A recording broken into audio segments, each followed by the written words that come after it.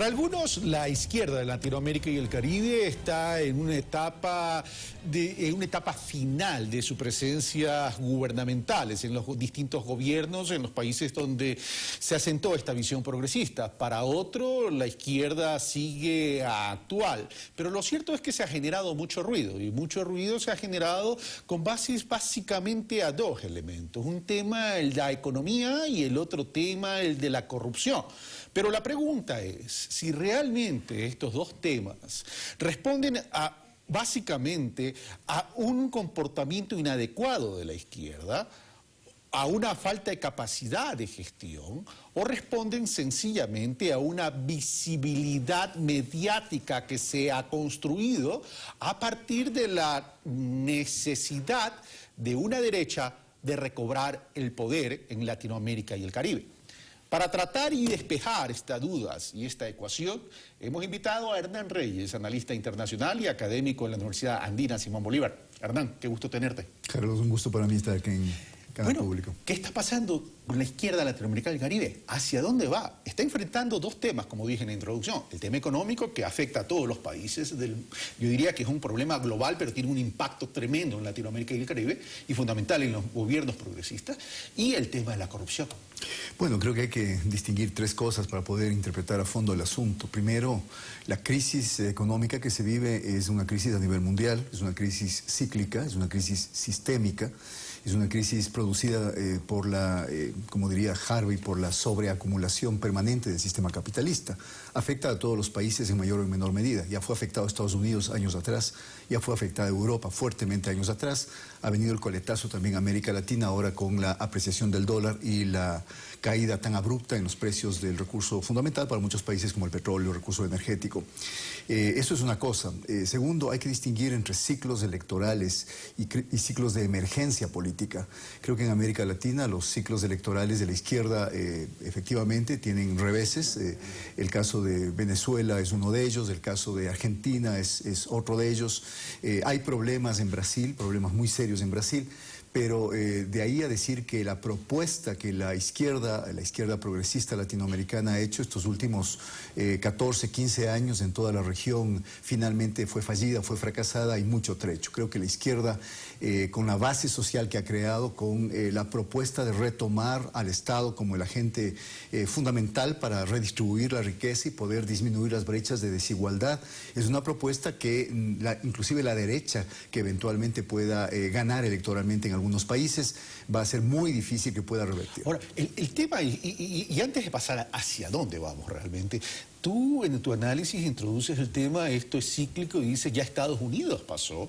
Recordemos que Estados Unidos tuvo una crisis financiera económica tremenda, producto de ese modelo de muchas libertades donde hubo abuso y hubo que poner mucho dinero para salvar a la banca americana y incluso a la banca internacional. También el coletazo llegó a Europa con el tema de la hipoteca, es decir, responde también a características de los modelos. Pero vamos a lo siguiente, vamos a esta izquierda. Tú dices, la izquierda en este momento está pasando en algunos países algunos momentos difíciles, pero no necesariamente hay que considerar que se ha hecho mal las cosas. Pero ¿qué bases deja la izquierda latinoamericana para que a partir de ahí se pueda consolidar los países donde han estado? Bueno, un elemento central para comprender a profundidad el problema es cuánto es lo que se logró, llamémosle así, desterrar el modelo neoliberal que había imperado en América Latina durante la década de los 80, la década de los 90, en la década de los 80 además afirmado en gobiernos dictatoriales con un fuerte componente represivo, en los 90 ya en democracia representativa. ¿Cuánto la izquierda logró desarmar ese modelo, que era un modelo que privilegiaba fundamentalmente la lógica del mercado, que planteaba un Estado mínimo que prácticamente intervenga como árbitro en las contiendas de los sujetos privados? ¿Estados mínimos y con altos indicadores de concentración? Exactamente, que permitía precisamente los altos niveles de desigualdad y las brechas sociales enormes en países, por ejemplo, como en Brasil, en países como Argentina, en países como Ecuador. Creo que eso debemos tener claro, más allá de las economías de escala de esos países, creo que los niveles de desigualdad e inequidad social eran enormes. Entonces, creo que hay que mirar cuánto avanzó la izquierda estos años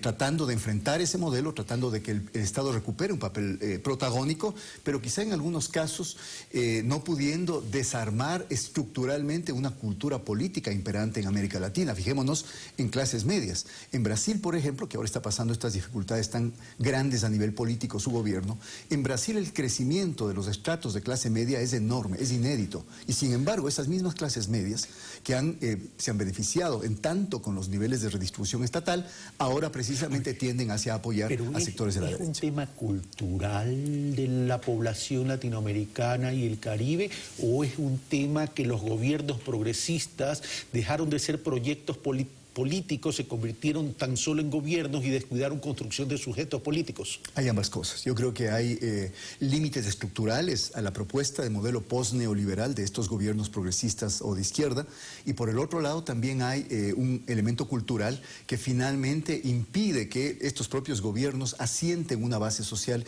que los apoye. Cierto es que en Brasil, por ejemplo, las manifestaciones de sectores obreros, de sectores populares han sido enormes, de sectores intelectuales enormes en apoyo a Dilma, ante esta amenaza de impeachment y de destitución que estaría enfrentando.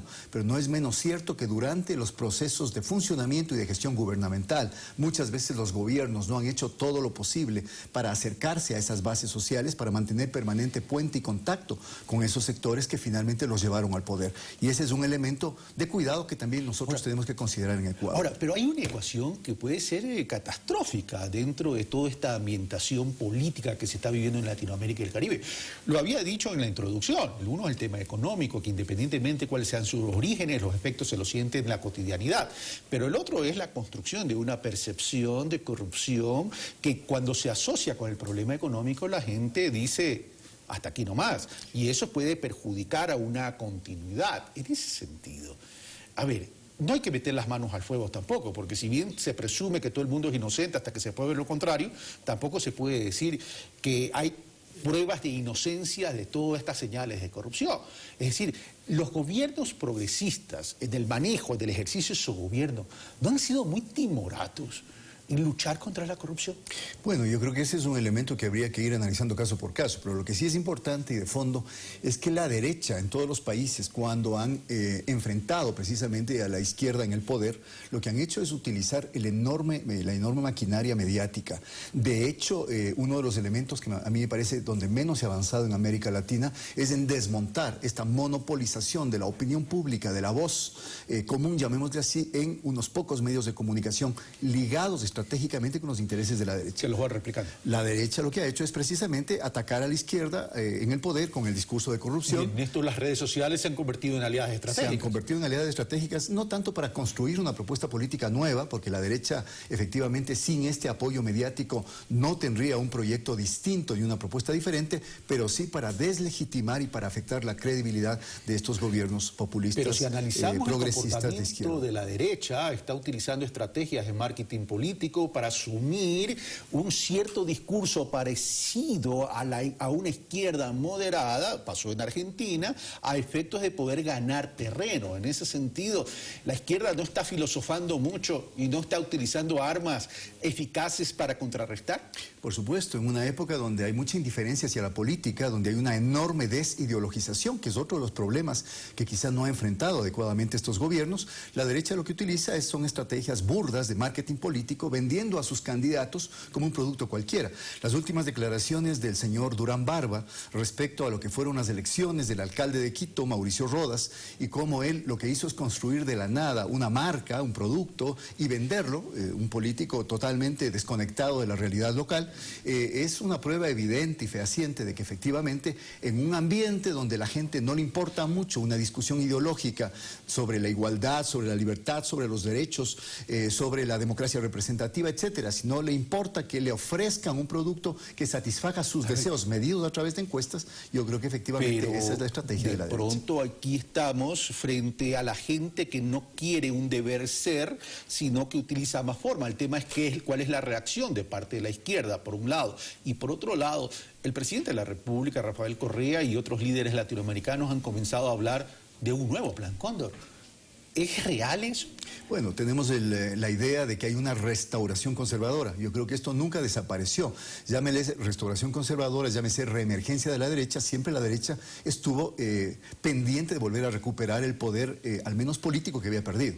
Pero en el caso de esta acusación del presidente Correa, que es compartida por otros presidentes latinoamericanos, de que hay un nuevo plan, llamémosle así, global en marcha en la región para echar abajo los gobiernos de izquierda, yo creo que es evidente que hay intenciones y que la embajada norteamericana, el gobierno norteamericano, más allá de las visitas de cortesía y de mucho impacto de imagen que tiene el presidente Obama estos últimos tiempos, la última visita a Cuba, pero al mismo tiempo la visita a Argentina, yo creo que nunca ha cejado en su empeño de echar abajo propuestas que pueden efectivamente enfrentarse contra la hegemonía del neoliberalismo. Con esto concluyo una respuesta rapidita, Hernán, porque tengo que pasar con Diego ya Valencia, que ya está listo para el tema de los deportes. Pero de pronto la izquierda mismo ha construido un tema de debilidad estructural. Mucho discurso político que ha unido a los líderes progresistas y a los gobiernos progresistas, pero poca acción pragmática en términos de integración económica y productiva para fortalecer una economía no petrolera, para aguantar estos vaivenes del precio del petróleo que son manejados por la geopolítica. Absolutamente de acuerdo, mucha propaganda, mucha publicidad a lo interno, a veces poca acción práctica en el sentido de reconfigurar las fuerzas regionales, crear, por ejemplo, el Banco del Sur, crear instancias de cooperación económica y energética que permitan efectivamente aumentar el grado de independencia y de soberanía de los estados frente al gran capital mundial. Uno de los errores quizá de estos gobiernos. Hernán Reyes, muchas gracias. Vamos a continuar con estos análisis a lo largo de los días, a lo largo del tiempo, más aún considerando que en el 2017 se vienen las elecciones presidenciales, donde, por cierto, a ustedes, amigos, en algún momento dije en la radio, hay la necesidad imperiosa en este momento que interroguemos nuestras propias conciencias para saber hacia dónde queremos ir y exigir a los candidatos que aspiran a sentarse en el sillón de Carondelet propuestas, no frasecitas.